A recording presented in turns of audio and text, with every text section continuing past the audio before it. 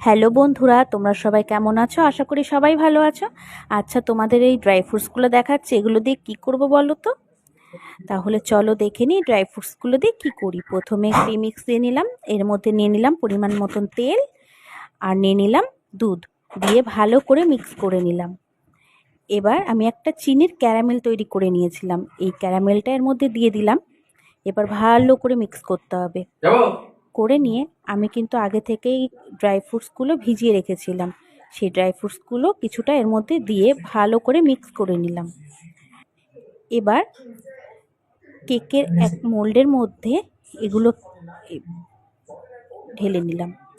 ঢালার পরে ওপর থেকে সেই ড্রাই ফ্রুটসগুলো কিছুটা আমি ছড়িয়ে দিলাম সাজানোর জন্য। এবার আমি বেক করে নিলাম। দেখো তো কতটা সুন্দর হয়েছে। এটা ছিল ক্যারামেল কেক। কেমন হয়েছে ভিডিওটা অবশ্যই জানিও, আর একটা লাইক আর একটা কমেন্ট করে দিও। টাটা।